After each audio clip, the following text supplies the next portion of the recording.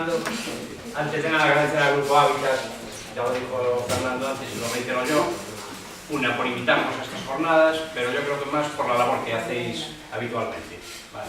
Por todo lo que hacéis, yo creo que es de agradecer porque está relacionado con lo que a nosotros nos gusta y porque muchas veces nos beneficiamos, yo lo digo muchas veces a Damián, a Andrés, nos beneficiamos de esa labor asistiendo a otras jornadas, igual que a esta, y incluso sin costo. Y bueno, después de este primer desentrante y primer plato de Fernando, vamos con el segundo y con el postre, a ver si un poco apuros de tiempo, pero intentar acelerar un poco.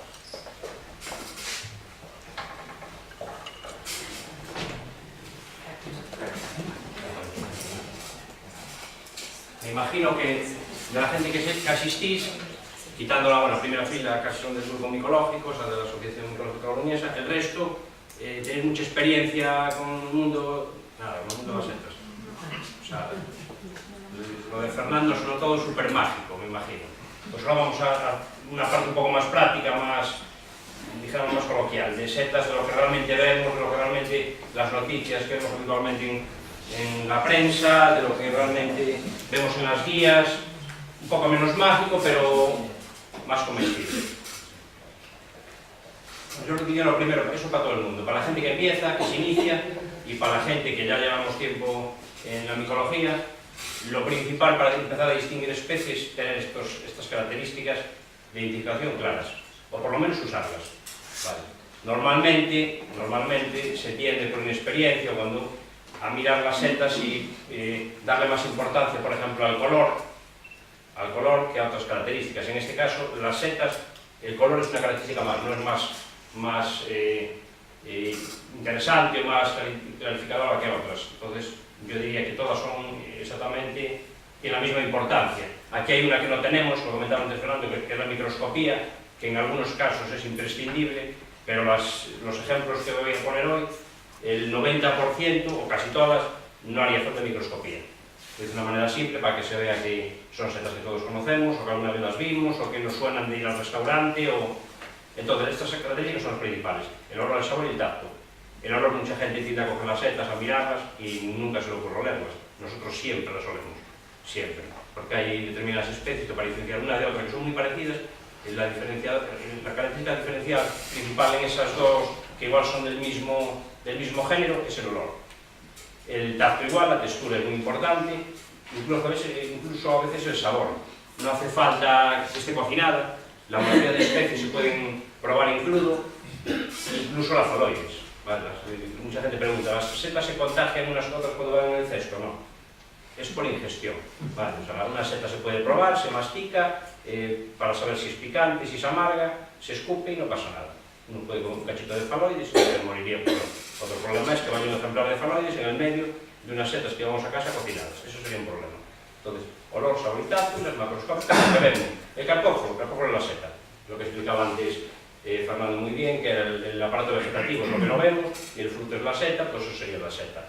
Partes de la seta, el dibujo que ponía Fernando, lo vamos a ver después, vamos a ver en cada una de las especies. Dependiendo del género, pues tiene características diferentes, pero claro, hay que mirar la seta en toda su proporción. Es decir, cuando nosotros cortamos una seta es porque la conocemos. Si una seta no la conocemos, lo que hay que hacer para identificarla es arrancarla. Con cuidado, pintándolo un poco con la navaja, torsionándolo un poco, intentar separar un poquito la tierra, pero siempre no, lo que hay que evitar es eliminar algunas de las características que están enterradas. Como por ejemplo son las volvas, donde las amanitas tienen un saco, si nosotros cortamos por encima del saco, esa característica queda enterrada, la perdemos. Y es principal en ese género. Entonces, y otra característica que mucha gente pasa desapercibida es el hábitat, las ecológicas. Entonces, mucha gente va por el monte, está mirando el suelo y realmente igual se da cuenta que está cerca de un pino o igual no, y después si está en un bosque de frondosas no sabe si lo que tenía al lado era un carballo, si era un castaño, si era una haya. Entonces, es muy importante para algunas especies el hábitat, saber en dónde nos encontramos y dónde encontramos las setas. Incluso a veces hay setas que son parásitas que están en un tronco y no nos fijamos en lo que cogemos en un tronco. Entonces nosotros sabemos que es un tronco, preguntamos a la que las cogió y no sabe. Y realmente tuvo que cogerla y cortarla del tronco. Entonces es muy importante, yo diría que principal. Para la gente muy experta y para la que no es experta. Esto es básico. Y vamos a empezar, yo en principio organicé en 5 especies que todo el mundo las conoce, aunque no estén en el mundo, ni le interese el mundo micológico, porque son especies que están en los restaurantes, son especies que están en prensa, y son especies que las vemos en todas las guías, en publicitadas, en otoño, cantidad de sitios, fotografías, por un otro motivo. De las más representativas y emblemáticas, yo diría que es el Dulis, el Bolete. Vale. Antes explicaba muy bien Fernando que hay setas, y sobre todo nosotros lo hacemos, pero una de las características principales para quien se inicia es mirar la seta por el reverso, las láminas. En este caso tienen láminas, para saber si tienen láminas. Hay gente que da por hecho, saca una foto desde arriba, no gira la seta, solo tiene la característica del sombrero vista desde lo alto, y lo principal es muchas veces saber el aparato reproductor, esta parte de aquí, que todas las setas lo tienen. Entonces es muy importante al principio, para empezar a clasificar los grandes grupos, ver esta característica, el himenio. Aquí veréis después en esta muestra tipos de himenio, tenéis ejemplos prácticos para tocarlas, que es la manera de aprender, tocándolas y viéndolas. En este caso el Boleto Dulis, que es una de las más fáciles de identificar, pues claramente tiene esponja, tiene poros fácilmente separables, sobre todo en la madurez. De joven es más difícil. Las características, bueno, lo que vemos muchas veces lo podemos describir más o menos, digamos, específicamente o en este caso profesionalmente, si alguien se dedica a la microscopía, pero yo creo que la descripción de lo que vemos, cada uno tiene la suya, pero si al final llegamos a la especie es igualmente válida. Da igual que esto llamemos engrosamiento, que le llamemos, evidentemente esto es cilíndrico, aquí está más engrosado. Normalmente suele ser engrosado cuando es joven el boleto, y según va estirando se va haciendo cilíndrico. El sombrero es hemisférico, convexo, y después se vuelve aplanado. Vale. ¿Qué pasa con las características? Principalmente lo que más nos interesa para identificar una especie son las características que no mutan con las condiciones climáticas ni con el sustrato. Estas especies todas tienen 2 o 3 características muy claras que van a estar siempre igual, independientemente del color, que puede variar mucho, independientemente del terreno en el que salgan. Por ejemplo, en este caso Boleto Dulis, la carne, si lo cortáramos a la mitad, y lo veremos aquí, tenemos esta especie hoy, es la carne blanca inmutable. Blanca, la cortamos, la dejamos 1 hora, 2 horas, el tiempo que queramos, y siempre va a ser blanca. Y en concreto, toda la sección del grupo Dulis, hay 4 boletos de este grupo, de esta sección, que son el Edulis, el Pinícola, el Estivalis y el Aereus, que son excelentes comestibles, los mejores boletos, todos tienen esa característica, carne blanca inmutable. O sea, eso es principal. Sabemos que tiene poros, que la carne es blanca inmutable, que el pie de joven es engrosado y se vuelve cilíndrico, que el sombrero puede ser pardo, más claro, pero más oscuro, pero que es en principio hemisférico y convexo, estamos siempre en un boleto. Y seguramente en un porcentaje altísimo un boleto excelente. Después, el estado de las setas influye, claro, pues influye. Si cogemos en el 90% de los casos la seta, cuanto más joven está, más perfecta está. A efectos gastronómicos, más comestible está. En este caso sería cuando el himenio, la esponja está blanca de todo. Cuando empieza a madurar la espora, que es lo que hablaba Fernando, que es el aparato reproductor, se vuelve amarilla, empieza a amargar un poco y acaba siendo verdosa, como una pasta. Se elimina fácilmente el boleto, pero eso da mucho amargor. Entonces ese ejemplar está muy maduro, es comestible, pero en ese estado pues menos. Entonces es una especie muy clara y muy fácil se le llama, pues, tiene nombre Sandoa, tiene muchos, bueno, calabaza, después hay una que es el hongo negro, que es otra variedad. Bueno, pasamos al níscalo, el Lactarius delicioso. Otra especie muy clara, con 2 claves, es muy fácil de diferenciarla del resto. Este género, aunque es el género Lactarius, porque la característica principal es que segrega látex, antes ponía una foto Fernando muy clara también que se veía un látex blanco, lechoso. La característica principal es esa, pero tiene otras, esa es la que vemos. Ahora, si cogiéramos la textura de esta seta, por eso es muy importante utilizar todas las características, esta seta es muy quebradiza.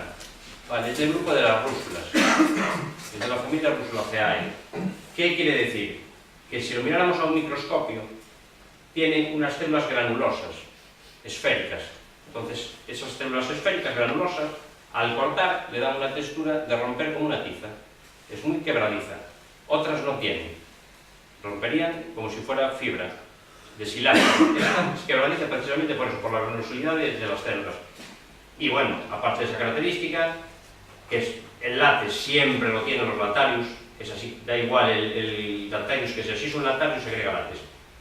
Los mejores comestibles, en el caso de deliciosos, el látex suele ser naranja, y un poquito más claro, un poquito más anaranjado menos, y en otra especie del mismo lactarius, esamigos, sería color vinoso. En los dos casos son excelentes comestibles. El vinoso sería el rovellón típico catalán y este sería el níscalo más habitual. En Galicia el que tenemos es un piticolor, no es este en concreto, este es más de la zona de León hacia el interior. El nuestro es el piticolor, pero bueno, hay unas características ya más específicas. Es zonado, a veces es zonado, y siempre exclusivamente de coníferas. Por eso el hábitat aquí es muy importante. Si hablábamos antes de que nos fijamos en la textura, en el color, pues el hábitat, la característica ecológica de donde sale en este caso es muy excluyente de otros porque sale exclusivamente en coníferas. Los lactarios que tienen colores diferentes al color naranja y al color rojo, que son tóxicos, no. Lo que son picantes, en la mayoría de los casos o no. Entonces, no tienen valor comestible por el tema de que pican, hay algunos que se oxidan, se empiezan siendo transparentes y se vuelven blancuzcos, otros son blancuzcos y oxidan amarillentos. Entonces, bueno, una especie básica de conocer, muy típica y muy fácil, con un poco de atención. Vale, la siguiente especie sería la macrolepiota. La macrolepiota casi todo el mundo la vio alguna vez, el típico, lo que decía Fernando, el típico sombrero, parece un paraguas. Hay lepiotas mortales, pero no macrolepiotas mortales. Sí que existe alguna lepiota que es muy poco abundante, nosotros nunca la vimos, pero sí que en otras zonas hubo alguna intoxicación, pero siempre son lepiotas de sombrero, por eso es muy importante las guías mirar las descripciones, porque las fotos son del mismo tamaño, pero cuando leemos la descripción, sombrero de 2 a 4 centímetros. Estas lepiotas, estamos hablando de lepiotas de 10, 12, 14, 20, 30 centímetros. Entonces es muy importante en micología leer la descripción del ejemplar, porque aquí no sabemos si realmente es así de pequeño o es del tamaño de esta macrolepiota que tenemos ahí. Esta es, yo creo que la más conocida en Galicia. En algunas zonas hacia Lugo, hacia La Rúa, tiene muchos nombres, Zarrota, Choupín, Cogordo, después nombres despectivos, por gente que no, porque bueno, siempre hubo micofobia en Galicia, pues pan de sapo, pan de raposo, lo de trocer. Entonces era un micrófono. Sí, micrófonos, conchos, cuando están más cerrados que esto, que parece realmente un micrófono. Lo de procer es por el porte, porque son de porte, son grandes, y tienen características principales, tienen dos muy claras para saber qué es la porcera, que es el pie, lo que es el pie, tiene un jaspeado atigrado que se llama piel de serpiente, en este caso es clarísimo. Entonces, si tiene la piel de serpiente y tiene un anillo doble móvil, que si lo cogemos con cuidado lo podemos subir y bajar con un poco de delicadeza y no rompe, estamos ante una lepiota. Tiene un pezón central, láminas blancas, hasta aquí no se aprecia, las tenemos aquí, pero aquí no se aprecia lo que es el himenio, pero son láminas siempre blancas y una seta de un gran porte, de pastizal.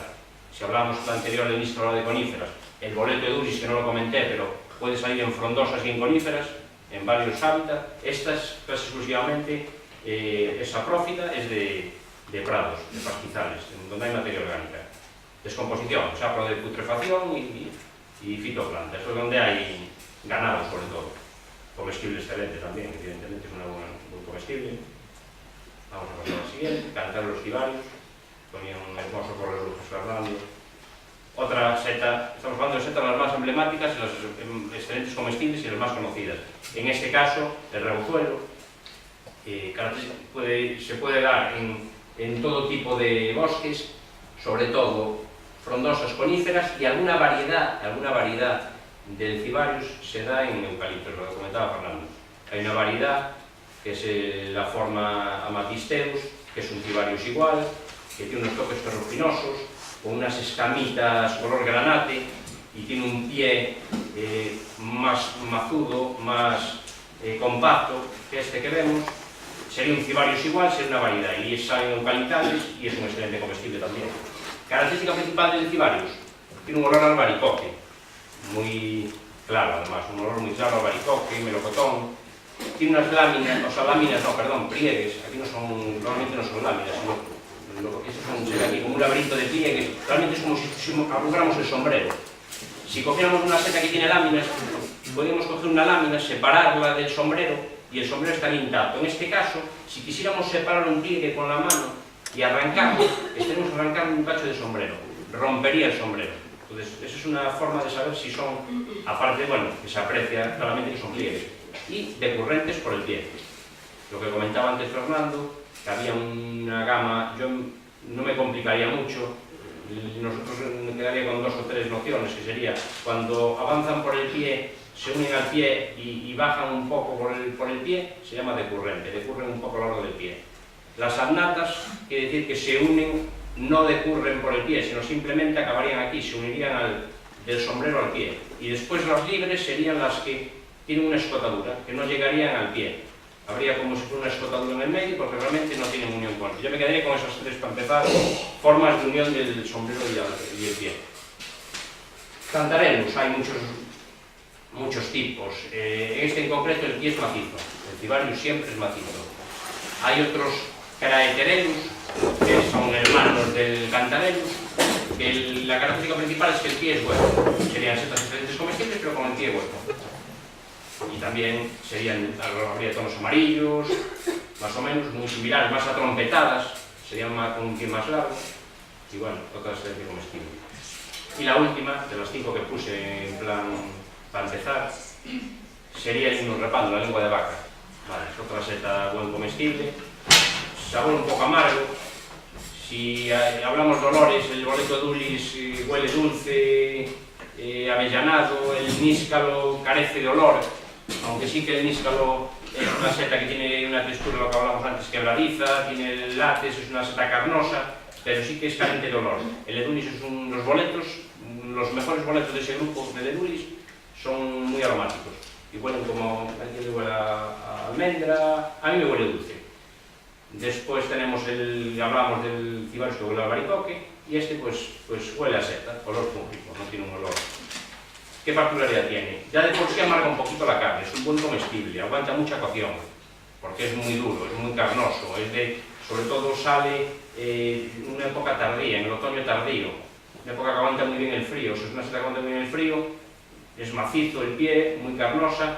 Estas características, la del limeño, lo vemos aquí, son aguijones. Vale, son aguijones que normalmente cuando están muy desarrollados se les desprenden fácilmente con el dedo, porque realmente el amargor más grande que tiene esta seta son los aguijones. Entonces es bueno desprendérselos si se quieren comer. ¿Qué características tiene? Es inconfundible. O sea, esta sí que es una seta con este tono, pardo blancuzco, el pie macizo, aguijones, y que sale tanto en coníferas como en frondosas. Prácticamente no hay otra seta igual. No habría confusión. Estas 5 que acabo de poner, teniendo en cuenta esas 2 o 3 características, 2 o 3 claves, no habría confusión ninguna con ninguna seta realmente peligrosa. Se podía confundir, como dice Fernando, con algo pues, menos valorado, pero nunca nos confundiríamos con algo tóxico.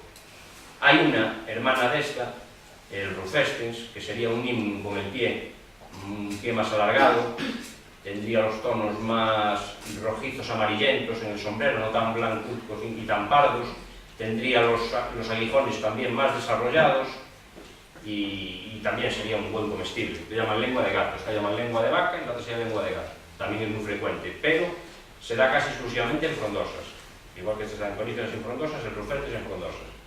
Y yo creo que estas 5, para empezar, ahora vamos a ver posibles confusiones con otras que realmente hay que conocerlas porque sí que provocan intoxicaciones graves y muertes. Pero estas, para empezar, son las más claras. Todo el mundo vio alguna vez una lepiota, o yo alguna vez hablar de algún níscalo, o va a un restaurante y le sirven o tienen la carta boletos. Yo creo que son las 5 más representativas. De las 5 tenemos hoy aquí 3. Tenemos el boleto, lo podéis ver después. Tenemos una macrolepiota, que en este caso no es la procera, es excelente comestible igual, pero no es la procera. Y después tenemos el níscalo. Tenemos el cantarelus, no coincidió que no encontramos, y el himno, aunque tampoco lo... No, tenemos un, sí, hay uno, tenemos un himno en el Rufeste, también que se nos ediciones. Bueno, importante tener claro y tener seguridad de lo que se está cogiendo, sobre todo si es para comer. ¿Y por qué es importante? Porque, claro, es importante, ya no hace falta que se explique mucho por qué es importante. Es importante saber lo que tenemos entre manos, porque aunque vimos antes que Fernando, la verdad que es el mundo fúngico es muy mágico, pero también es muy tóxico en algunos casos. Entonces, claro, aquí se conocen, o se supone que hay 1,5 millones de especies en el mundo, de 100 a 200.000 conocidas, 3.500 clasificadas en Europa, y en Galicia igual tenemos, pues hay igual 2.000 o 2.000 y pico, pero claro, de las 2.000 y pico hay 3 o 4 especies, son muy tóxicas y que están muy presentes en nuestros bosques. Entonces aquí, por comentar algo, por curiosidad, siempre hay un denominador común en todas estas noticias, que las intoxicaciones todas son por esta seta. Vale, siempre es por esta, casi siempre es por esta, y más en Galicia. Es frecuentísima y es la famosa faloides, la manita faloides. Entonces está muy bien conocer las 5 que acabo de poner para empezar, pero realmente una que hay que conocer tan bien como las primeras 5 es esta. Es una pena que no la tengamos porque es muy frecuente. Yo este año la cogimos ya 2 o 3 veces y ahora no conseguimos ninguna, pero cuando sale es abundantísima. Estamos hablando en una misma zona, de aquí al fondo puede salir 30 o 40 ejemplares. Una seta muy, aparte muy aparente, dulce, un olor dulce. Alguna gente que la probó de buen sabor, tiene un porte, es muy bonita. Aquí hay un caso muy curioso que salió en el periódico no hace mucho tiempo, que fuera un extremeño, recio además, que en estado de ebrio, en un cursillo de micología, pues se empeñó en llevarle a contraria a los micólogos y él se comió, cuando se despistaron se comió, decía que él una seta de 70 gramos no iba a hacer nada. Entonces se comió un sombrero cuando se despistaron, bueno, tuvo suerte, pues con un barco, pusieron a tiempo, llamaron a la ambulancia y lo veis aquí la noticia, que no es nada inventado, estuvo de 19. Entonces, todos los años hay alguna intoxicación por grave. Débora conoce algún caso en el hospital que esperemos ahora las intoxicaciones. Algún caso tan grave que hubo que hacer 2 trasplantes para la persona intoxicada. O sea, que estamos hablando de que si no se conoce bien lo que se está comiendo, pero lo mejor es, pues, desecharlo.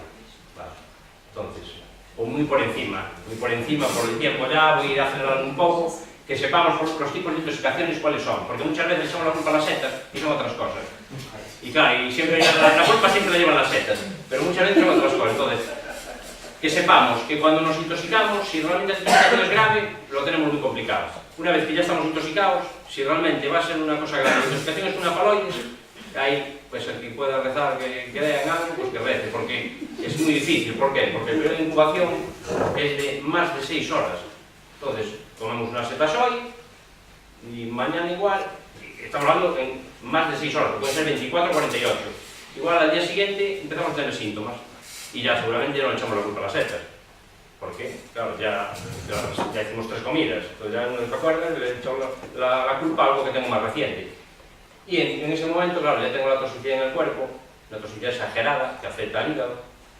Entonces, cuando seguramente los demás cuantos nos ingresen, después hay una enzima que es tan falsa que hay una leve mejoría, que parece que uno se está recuperando, pero ya es una mejoría falsa porque después lo siguiente es un trasplante y si seguramente el trasplante no funciona, pues claro, es el hígado queda destrozado.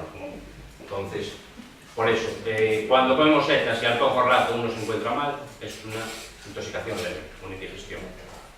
Precisamente, lo que hay que evitar siempre es llegar al extremo de arriesgar como airbag con la tortilla y claro, por eso lo importante es no tener que llegar a esa situación. Por encima, hay otra especie, no la voy a nombrar, no es muy abundante aquí, el Cortinus orellanus, que lo tenemos de aquí. Cortinus isp, pero tiene muchas posibilidades de que sea un orellano. Es mortal, incluso tiene un periodo de incubación de hasta 21 días. Y es mortal. O sea, puede ser que uno coma las setas hoy y dentro de 10 días tenga los síntomas. Entonces ya no se va a acordar nunca de que por las setas ni nada. Le va a echar la culpa a cualquier otra cosa, al vecino, al envenenamiento, otra cosa. Entonces, como curiosidad, de todas maneras, el 90% aquí es por faloides. Y las falsas intoxicaciones, empachos, setas en mal estado, evidentemente, si nosotros tenemos setas excelentes, pero si una seta excelente la cogemos en un estado mediocre, media, por ejemplo, hay gente que los boletos, la esponja, hablamos de que cuando está de primera categoría, la esponja está casi ni se diferencia del sombrero, los poros están pequeñitos y está blanca la esponja, se pone amarilla y se pone verdosa. Si cuando comemos ese boleto, en vez de estar el sombrero hemisférico, está plano, la esponja es una masa viscosa verdosa, que hay gente que la come, pues lo normal es que nos siente mal. Y estamos con unos boletos excelentes, en muy mal estado, nos sientan mal, le vamos a echar la culpa a las setas. Y las setas eran unas setas excelentes mal identificadas, o sea, en un mal estado. En un estado muy avanzado. Las setas se recomienda, siempre que se conocen bien, cogerlas lo más jóvenes posible, cuando están más tiernas, para comer. Setas de mal estado, sugestión, a veces pasa, uno tiene miedo a las setas y nota cualquier cosa y ya la seta casi las comiera. Y tolerancia por cocinar insuficiente. Claro, hay setas que necesitan cocción. Claro, no nos vamos a extender mucho porque no hay mucho tiempo, pero hay setas, yo diría sobre todo, hay algún tipo de boletos, vale, que no estamos hablando siempre de intoxicaciones muy leves y más bien indigestiones, que tienen una sustancia, unas orisinas, que destruyen los glóbulos rojos, en proporción depende de la inmunidad de cada persona, entonces en crudo, siempre en crudo. Esas sustancias son volátiles, en el momento que le damos cocción más de 70 grados, pues se van y son excelentes comestibles o desecadas. Entonces por eso lo de la intoxicación es suficiente. Y después hay alergias. Hay alergias. Yo conozco gente que es alérgica a la esporada de los boletos de Duni, lo hablábamos ayer. Yo creo que soy un poco alérgico a algunos boletos y a algunos champiñones, porque a la acumulación tantos años comiendo setas y algún año cuando empezaba era la semana del níscalo, era el níscalo todos los días. Mi hermano que puede decir venía 2 veces a la semana casi, en temporada de setas era pizza con cantarelos, y a los 2 días, ¿quién tiene la pizza? Otra vez, setas. Igual eran otros, pero eran todos los días y nos tiene pasado. En este caso yo lo estuve averiguando y la intolerancia que creo que yo tengo y alguna otra persona más tiene es en concreto alguna seta, le llaman es un azúcar doble, que es la trealosa. La trealosa es un azúcar doble que lo tienen algas, lo tienen setas. Igual, con cualquier alergia, durante un tiempo no te pasa nada, pero por acumulación llega un momento que eres más sensible, porque tu intestino no tiene la enzima que disuelve la trealosa y entonces me crea una intolerancia. Yo, sin ir más lejos, tuve 2 empachos de setas, porque no fue uno fue hace muchos años en Sanabria y fue por un empacho de boletos. Fue por un empacho de boletos, tomamos boletos y cesáreas, huevos de rey, amanitas cesáreas. Fue a las 11 de la noche con unos amigos y era pizza de amanitas cesáreas, ensalada de amanitas cesáreas, boletos sobraban por todos lados, de todo, hechos de salteados, en croquetas, había de todo. Entonces fue justo antes de acostarse y por curiosidad, desde esa vez, llevo comidas más de 60 especies diferentes, la otra empacho que tuve fue esta madrugada. Lo comento aquí, no lo iba a comentar, pero fue esta madrugada, me pasó a devorar a mí esta noche, estuvimos ahí con el grupo de amigos de la Sociedad Micológica Coruñesa, nos invitó un amigo, trajo una caja de boletos de todos perfectos, que aquí Gerardo los limpió todos escrupulosamente a la mía, y claro, yo creo que es por lo que comentaba antes, y no fue, a ver, no fue un pacho, fue como si dijéramos una reacción alérgica, porque la sensación es de como si el estómago parara, trabaja el estómago y una hinchazón, no pasa de eso, pero claro, eso pues, no hace que no descanse bien. Vale, entonces, con esto ¿qué quiero decir? Que las setas, el que esté pensando en pegarse a atracones de setas, yo que sí que me los he pegado y algunos de aquí durante muchos años, yo os recomiendo que las setas, hay un amigo aquí que siempre lo dice, las setas es como un acompañamiento. Eso de coger un cesto de setas, kilos de setas, aunque las haya o las puedas coger, y tomar 7 días a la semana setas o 5, eso es un error. Y tomarlas de noche en cantidades grandes como un complemento, no es un plato de setas, un acompañante de setas, pero siempre en cantidades moderadas y días salteados, ¿no? Porque sea la temporada no. Es mejor conservar algo para mantener más adelante que no abusar. Porque al final acumulan minerales, son pesadas, igual que son dietéticas, son pesadas, e incluso si no se tiene un poco de precaución, ¿dónde se recogen? Por ejemplo, se evita siempre recoger cerca de sitios muy contaminados, de polígonos industriales, de sitios de circulación de vehículos. ¿Qué puede pasar? Pues que esos minerales que nos lo ingiramos. Cuanto más comamos, pues entonces se recomienda coger en sitios limpios, en bosques que no hay poblaciones grandes cerca y que no están muy transitados pues, por coches, por carretera. Sería una precaución y en cantidades normales. Bueno, y ahora aquí vemos por encima tipos de intoxicaciones. Vamos a ver muy por encima con 2 o 3 claves. Yo, las 2 o 3 claves que voy a dar, primero voy a hacer una comparativa. A la izquierda siempre van a estar las tóxicas. Las 2 primeras, la manita flex y bacteriana, son mortales, abundantísimas en Galicia. A partir de aquí, estamos hablando de especies tóxicas. Este, en algunos casos, no está muy demostrado, es mortal. Lo tenemos hoy aquí, lo trajo Damián, que es mortal, pero hace muchos años fue considerado incluso comestible. Se cree que los casos, la mortalidad que hubo fue acumulativa, también por grandes cantidades y gente con una tolerancia, porque hay autores que lo consideran mortales, otros tóxicos, pero indudablemente estas 2, que yo serían las que prestaré más atención, son mortales y son muy abundantes. Por hacer una comparativa, para que suene, la manita muscaria la conoce todo el mundo, es la roja, la de los gnomos. Vale, todo el mundo piensa que es tóxica. Hay quien piensa que es alucinógena, alucinógenas en determinada altura, más de 1000 metros, en los Alpes, por las sustancias que tiene. En ese caso tiene ácido hipoténico mustimol y menos muscarina. A nivel del mar, en altura tiene más muscarina y menos sustancias que provocan borrachera. Entonces es una seta tóxica y alucinógena, lo vamos a llamar, más bien tóxica. Pues la manita faloides, en comparación con esta, que ya suponemos que es roja, que la leyenda, pues esta es 150.000 veces más tóxica que esta. Vale, para ver un poco una comparativa de la importancia que es conocer bien la faloides. Entonces, vamos a ver, la faloides. Estas son las dos divididas. Vamos a empezar viendo las coincidencias y después vamos a ver las diferencias. Coincidencias que vemos aquí, sin leer descripción ninguna. Coincidencias, si solo nos fijamos en lo que decíamos antes, en la deformación del color, vemos que es olivácea. Aquí vemos que es olivácea, en eso coinciden. Vale, en este caso siempre va a ser hemisférico, convexo, embudados. Yo nunca vi ninguna faloides, pero bueno, el color puede coincidir. El color del pie, si no nos fijamos en otra cosa, puede coincidir. Las 2 tienen láminas, correcto, las 2 tienen láminas, puede coincidir. Tenemos 3 características que se parecen.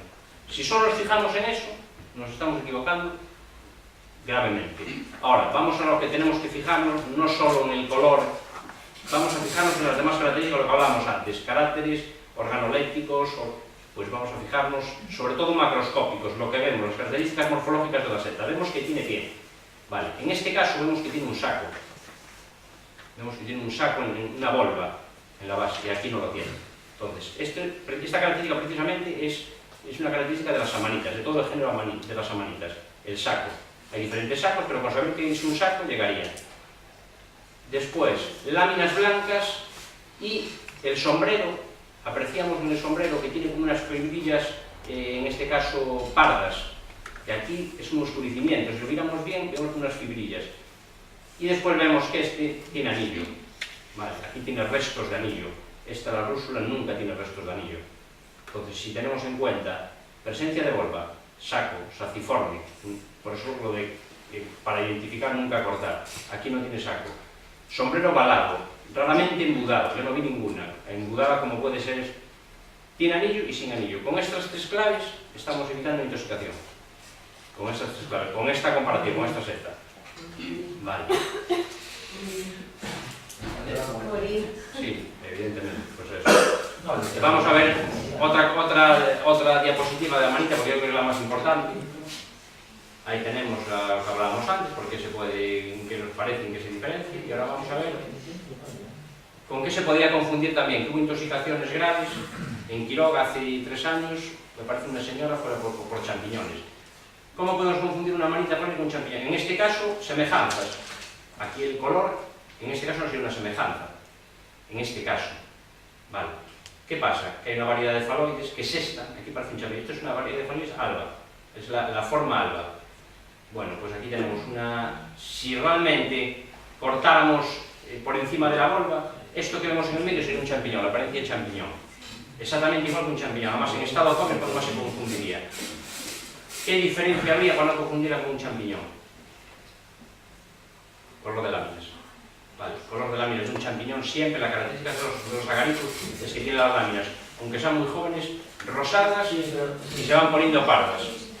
Con esa clave solo evitaríamos confundir una variedad alba de amanita faloides con un champiñón, solo con esta clave.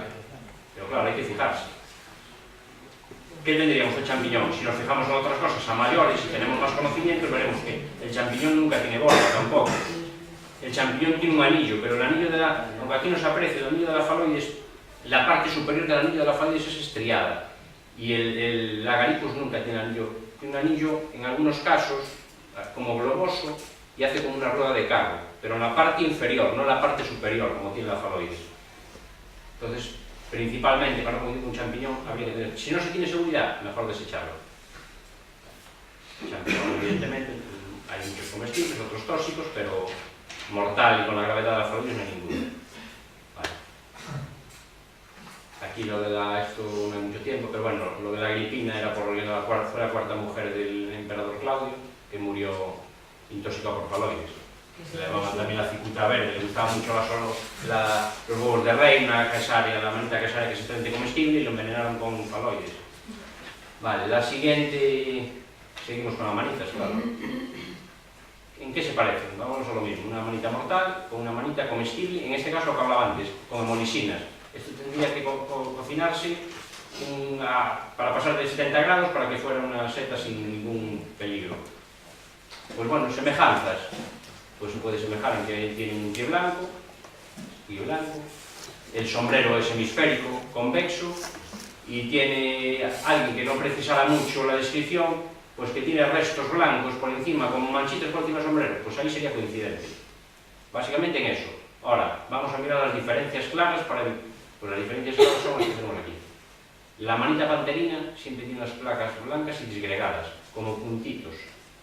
Las rubestes son placas, ¿vale? Eso es como un resto de velo, cuando sale de un huevo, va abriendo, y ese resto de velo, que era uniforme y blanco, era como una especie de pruina, se va rompiendo, en este caso disgrega en puntitos y en este caso en placas. Más diferencias, los tonos rosados. La manita rubestes es de rubor, se llama manita linosa también, porque en los sitios que está comido por algún animal, que la manipulamos, que está rozada, tiene tonos vinosos, por eso la manita linosa, sobre todo en la base del pie. Tiene una volva, evidentemente, la volva que tiene esta manita no es un saco tan claro como puede ser la faloides, pero sí que tiene una volva. Tiene una volva, tan pronunciada, no es saciforme, no es una volva saciforme, pero la tiene. Tonos rojizos, y con estas, y la volva redondeada con burletes. Ya para redondear, si tenemos dudas, sabemos que la panterina tiene burletes por encima de la volva, y la rubestre no tiene ninguno. Siempre tiene restos de anillo, que también tiene la panterina. Con esas características, esas tres claves, sabríamos diferenciar de una de otra. Y evidenciaríamos lo mismo. Una mortal de una comestible. De todas maneras, yo siempre recomiendo a manitas no tocarlas. Yo puse las 5 primeras antes, las claras, que no tienen confusión. Los boletos, los cantarelos, la lepiota, el himnum, y eso no tiene confusión ninguna. Ahora, a manitas solo es para gente que tiene un poco de experiencia. Vale, esto lo voy a pasar muy por encima, ya hablamos de ella, la muscaria. Esta sería la que le gustaba mucho al emperador Claudio, que aquí es escasa y es la única manita que se puede comer en crudo, y es de las pocas amanitas que tienen las láminas color huevo. Láminas de color huevo. Entonces es inconfundible. Hay gente que si no tiene, claro, no tiene conocimientos, una seta muscaria decolorada, porque hablamos que el color puede variar en función de la climatología del sustrato, puede parecer a esto, en este caso. Hay una muscaria formosa, sí, la variedad formosa, pero tendría las pinchitas del velo amarillas, sí. Pero las demás características son las mismas. Simplemente variaría la variedad formosa, las plaquitas amarillas, nada más. Esto es muscaria. Cuando está decolorada por la lluvia, evidentemente, le pasa a las lepiotas también, lo que son los restos de velo, si llueve con la climatología, se desprenden. Entonces, es la misma seta, por eso que hablamos de que tenemos que tener muy claro muchas características, no una sola. El color aquí no puede ser más anaranjada, pero ¿cómo la diferenciaríamos de esta? Pie amarillo, que aquí no se aprecia mucho, pero es muy amarillo, más amarillo que se ve en la foto. Y láminas amarillas. Esto puede parecer a simple vista por arriba una manita caesaria, pero tiene el pie blanco y las láminas son siempre blancas. Vale, eso, bueno, en principio con curiosidad. Estas dos las tenemos. Justo tenemos la comparativa en la exposición. Una es la que trajo Damián, un clásicos involutos, que es mortal, considerada por algunos autores, y el latario delicioso.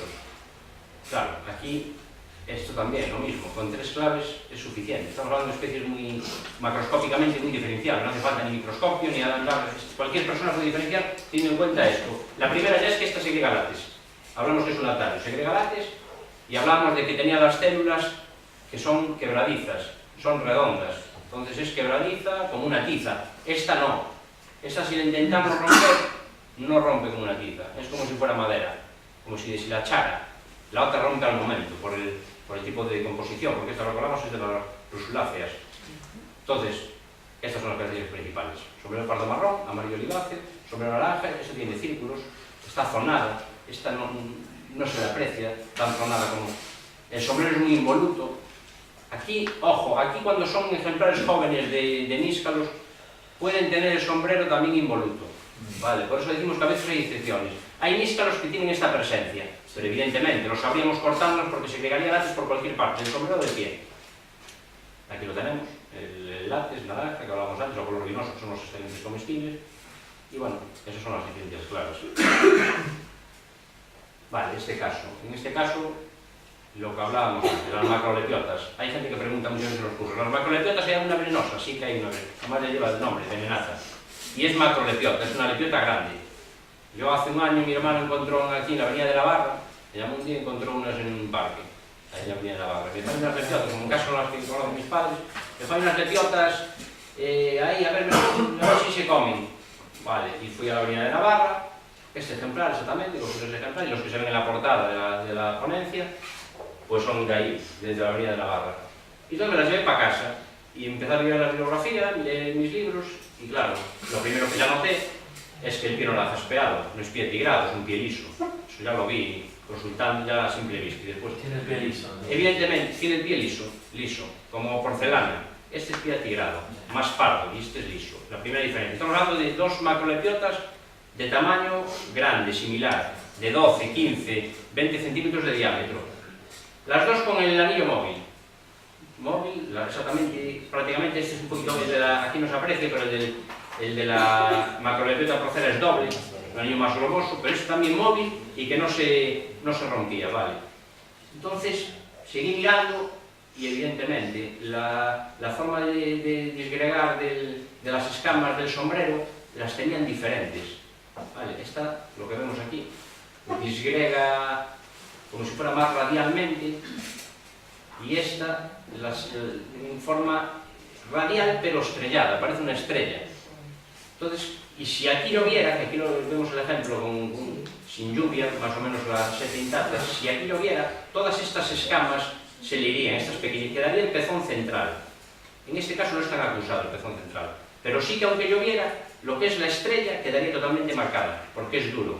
Sería como un pezón en forma de estrella. Tenemos un pezón circular y un pezón en forma de estrella. Como no estaba aún seguro, porque realmente esto es macrolepiota, racodes, forma venenata, pues consulté a que vio antes que puso Fernando Acheni, que hizo esta microscopía. Estas son las esporas de esta seta. Evidentemente, pues a veces lo que hablamos, es complicado el tema de la identificación en determinadas especies. En este caso es una toxicidad leve, vale, que lleva el nombre de venenata, es una toxicidad leve, igual que el boleto, es un boleto que todo el mundo conocerá, muchos son el boleto Satanás. Satanás lleva el nombre, parece que es mortal, no es mortal. Es una seta que es tóxica, pero no tiene la potencia que tiene la faloides. Y bueno, esta seta, pues como curiosidad, lo que hablábamos antes, sí, pues hay estos casos, hay que tener en cuenta si que el pie no está atigrado, el anillo es igual de móvil, pero lo diferenciaría, pues eso, pie liso y el pezón estrellado, a diferencia de la macrolepiota. Una es pues, tóxica y otra es excelente. Vale. El hábitat es el mismo en ambos casos. Pastizales, terrenos muy abonados, da igual que tipo materia orgánica de cualquier tipo. Si es animal, también. Entonces, claro, esta estaba en la avenida de la Barra. Hablamos de boletos, ya quedan una especie más, me parece, y hablamos antes que los boletos de carne inmutable blanca son excelentes, el grupo de los edulis, sobre todo los 4 grandes, poros muy pequeños. Y siempre que hablamos de esponja blanca, amarillo verdosa, vale. La blanca era excelente, se llama cuando es tema de recolección profesional, se dice que son de primera, amarilla que son de segunda y los verdes se desechan, vale, por diferenciarlos un poco a términos coloquiales. Entonces, estos son abundantes en Galicia, los dos. Este es un buen comestible, cocinado, es hemolítico, igual que le pasaba a las rubesques, a más de 70 grados se descartaría comerlo en crudo, como la mayoría de las setas, se descarta comerlo en crudo. Y la diferencia de este, los dos tienen poros, pero si vemos aquí, la primera diferencia clara es que el Boletus calopus es más blancuzco por arriba, más pálido. Este sería más aterciopelado, tomentoso y pardo siempre, nunca llegaría a este tono. Esa sería la característica principal. Y vemos que los poros, en este caso, enrojecen, van enrojeciendo y en este caso siempre son amarillos. Es una característica muy clara, muy visual además. No haría falta mucho más. Si seguimos profundizando, bueno, pues veremos que la parte inferior del calopus es roja y la unión con el pie es amarilla, y en este caso es el fondo del Epitropus es amarillo siempre, todo amarillo. Y este tono que vemos todo rojo simplemente es como si fuera un pintado por encima. ¿Vale? Si esto lo arañamos, siempre es amarillo. Lo que pasa es que por encima tiene como una pinturita, como si fueran unas partículas rojas que lo hacen que a simple vista sea rojizo. Este es muy amargo, la toxicidad que tiene es que muy amarga, es insoportable de comer, y este sería un buen comestible, como curiosidad. Este mucha gente lo desecha, pues lo llaman satanás, lo llaman de todo. Como lo ven rojo, es el satanás, y no, ese es un bonito Erythropus, bueno. Y eso, lo que está apareciendo de ahora. Y cualquiera de los dos azulean al corte. Si hablamos antes de las especies de... Perdón, ¿ese es el que al cortar se pone morada la carne? Exactamente, es este. Este menos. El Edulis, no, es blanco e inmutable. En este caso, si lo cortáramos, azulea lentamente. Y en este caso, si lo cortáramos, azulea rápidamente. Pero hablamos de que azulee no quiere decir que tenga relación con la toxicidad. Este azulea rápidamente y es buen comestible, y este azulea lentamente y es tóxico amargo, muy amargo. Por eso que hablamos que muchas veces, aquí no hay atajos. Los atajos de la moneda, que antes se decía la moneda de plata en una pota, alguien tiene oído que si las setas las comen los animales, las podemos comer nosotros. No tiene mucha lógica, porque los animales que le comieron, yo no sé la lesma, la babosa que comió la lepiota, o una lepiota pequeñita, un cornato, una faloide, yo no sé qué hace dentro de 2 días, igual está en una esquina, pero no es muy real. El tema de el único atajo que hay son las 3 características que vimos antes: caracteres macroscópicos, organolépticos y hábitat. Ese es el único atajo que hay. Después había lo del ajo que se echaba en la pota, y ahí, claro, hay mucha infinidad, que si cambia de color, no sé, que si salen en la madera. Hace poco nos comentaban un caso, exagerado ya, este domingo, de que una persona aconsejaba a un amigo en Canarias, le dijo que todo lo que había en un pinar era comestible, que no había nada tóxico. Todo lo que había en un pinar. Y evidentemente le hizo caso el amigo, porque además es amigo común de uno nuestro, y esa persona va a ese pinar, tiene la suerte de que no se debe dar de casualidad nada así tóxico, pero dice que todo está muy rico. Unas veces pican mucho y otras veces amargan mucho, pero todo está muy rico. Entonces eso no vale, esos atajos no. Aquí lo que hay que conocer bien la especie y las características. Vale, en este caso. No vale la pota y echar un Playmobil, añadir un Playmobil y a ver si levanta la mano y... Eso no vale. Y hubo algún curso que hice la broma y alguno me preguntó, pero mira, ¿y si el Playmobil es micólogo? Vale, aquí atajos es conocer la especie. Y bueno, Agaricus, queda esta y otra, vale, porque ya estamos fuera de... Agaricus, lo hablamos, para iniciado, para gente que no esté un poco, que conozca un poco la micología y que esté un poco experimentada, ni tocarlos, vale, que están muy seguros que se coge. ¿Por qué? Porque lo que hablábamos antes, no tenemos la precaución de que las láminas son rosaditas o color moradas, si las cogemos las láminas totalmente blancas, nos podemos confundir con una faloides. Entonces, para evitar eso ya, si no tenemos conocimientos, pues no coger champiñones. Evidentemente, aquí hay uno que este es muy amargo, es de muy mal sabor, tiene un olor a fenol, a gas, y ese es un champiñón excelente comestible. Comparten las características de los agaricus, claro, el color de láminas, que eso es común en todo el género, pero en este caso, el azufraneo ese que hablamos, a fenol, la base, si la cortamos, es muy amarilla, y donde manipulamos el champiñón, azufranea muy rápidamente. Lo tocaríamos y al momento se pone amarillo, con este amarillo intenso. Y si lo oliéramos, huele a gas, tira para atrás. Yo sé alguna intoxicación que hubo de algún amigo que se intoxicó, también por terquedad, mezclado con otras setas, y había gente que iba a comer con la mujer y le dijeron que iba a comer, y no lo comió por el olor que daba, desprendía la cocina, que era un olor insufrible, el azufre. Y él insistió que sabía que comió, y evidentemente estuvo mal 2 días. Pero la toxicidad es una toxicidad, pues no es grave, pero bueno, evitable. Entonces, eso Estas tres claves, yo creo que es la clave para empezar. Algoza amarillera, siempre blanco, base de pie muy amarilla, la carne blanca de corte tiene también tonos rosados, huele a fenol y huele a seta. Incluso hay algunos que huelen a anís. Normalmente, aunque no se puede decir 100%, los champiñones que huelen a anís y tienen láminas, evidentemente, de champiñón, pardas y huelen a anís, porque vemos aquí tenemos otra especie que huele mucho a anís, no tiene nada que ver, pues suelen ser buenos comestibles. Y algunos muy buenos, excelentes, como el labrense. Tomás, en vez de decir fenol podemos decir la tinta de bolígrafo. Tinta de bolígrafo, perfecto. Azufre, azufranado, tinta de bolígrafo. Huele mal. Es un olor, porque el olor es muy subjetivo, huele mal. Es un olor muy fuerte. Vale. Y esta es la última especie, ¿vale? Esto simplemente es como curiosidad por el tema de que hablamos de la madera. Que hay gente que, bueno, si lo que hablamos de la madera, si salen todas las de la madera, pues se comen. Eso es como todas las que salen en ramilletes son tóxicas, todas son las que salen cespitosas, pues no. Aquí tenemos un ejemplo, tóxica y comestible. Características, volvemos a lo mismo, para no profundizar mucho y no tenemos tiempo, es esto. Amarillo tonos oliváceos, sombrero pardo. Que el color aún no es muy diferenciador porque, pues bueno, pie frágil y elástico. Y con cortina, una manchita, un resto de cortina de velo, queda como una telilla que al final desaparece. Y aquí tiene un anillo blanco, persistente siempre. Olor desagradable, muy amargo, olor a fruta y sabor dulce. Estas tres claves, con esto no tendríamos duda ninguna, son especies muy básicas para empezar. Y características son los dos de lignícolas, salen en madera, salen muy cespitosos como ramilletes. Entonces, lo principal son las 3.000 especies. Y para acabar, lo que tenéis en papel, yo creo que es principal, hay una normativa, ya hay hubo sanciones por gente llevarlas en bolsas. Y yo voy a poner un ejemplo ahora, que 2 minutos, son 2-3 minutos, un pequeño vídeo para que el resumen de lo que hizo Fernando, más o menos cuando se el tema de las esporas, de la reproducción de los hongos, que lo describió muy mágico, lo vamos a ver aquí muy visual también, y vamos a entender por qué no es recomendable, como mínimo, el usar bolsas plásticas. Hablamos de las bolsas plásticas hace poco, estamos hablando que es el mal de los océanos, pero yo creo que incluso podemos empezar por aquí, que una, no es bueno para el medio ambiente, no es bueno para los hongos, pero es que para nosotros la fermentación que se produce entre una bolsa de plástico es criminal. Una cosa que es excelente, igual cuando llegamos a casa transportando una bolsa de plástico en un cesto, aparte del mal que hacemos de no dejar esporas en el campo, estamos comiéndonos una cosa que era excelente y deja de serlo por imprudencia. Vale, es este vídeo, que lo voy a tener que lo pones ahí aparte y ya se acaba. Son 3 minutos creo y yo creo que es muy... a mí por lo menos me lo parece.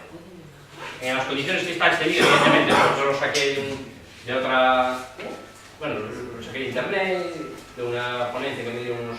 y el vídeo está grabado en condiciones de aire, para que se sepa. Lo que se ve ahí que parece que llueve, ni hay aire ni llueve, está como una cámara. Vale, para que se vea la densidad de lo que es las esporas, el poco peso y lo que viajan.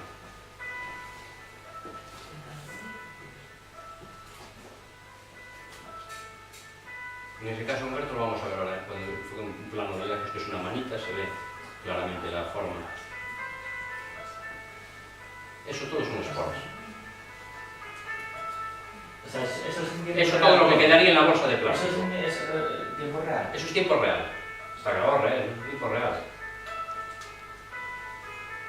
Hombre, está un poco cortado, igual un poco acelerado, pero me refiero a lo que eso sale todo de la seca. Y lo que está viendo está manipulado. Vale, entonces estábamos viendo que si usted lleva una bolsa de plástico, todo eso quedaría en una bolsa fermentando y no quedaría en el monte, evidentemente. Lo que dice no cumpliría el ciclo por el que tiene la seta, que es lo que decía Fernando. Y ahora vamos a ver un detalle que nos va a decir también lo inteligente que es la naturaleza. Los métodos de reproducción de algo que no se mueve, que parece que no tiene una función y que tiene muchísimas funciones.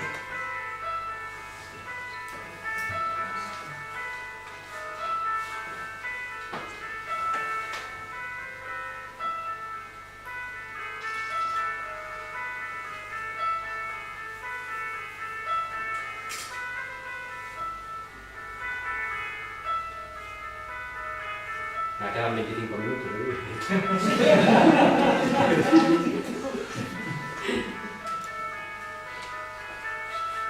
Ahí estamos viendo un método de reproducción del hongo.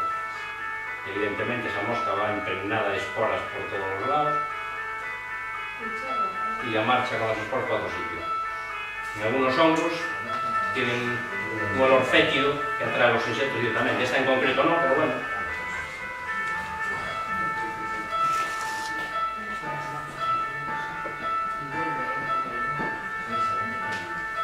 Millones y millones de esporas. Que al final, evidentemente, coloquialmente, como dice Fernando, popularán muy pocas, pero...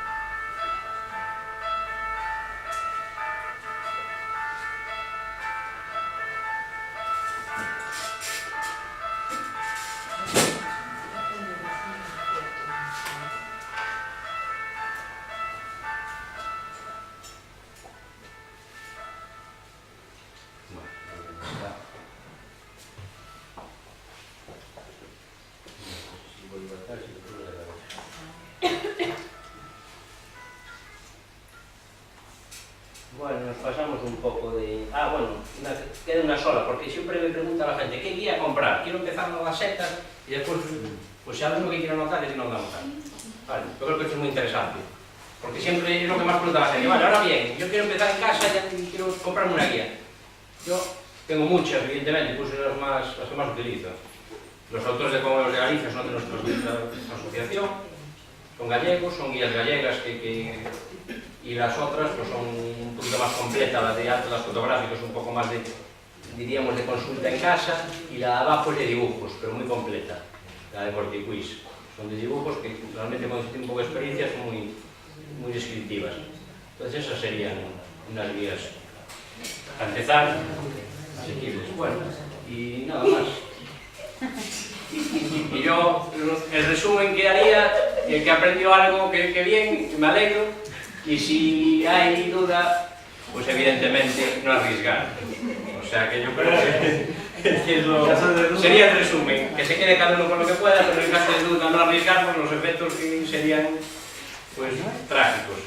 Y muchas gracias por la asistencia, y a Fernando y a toda la gente de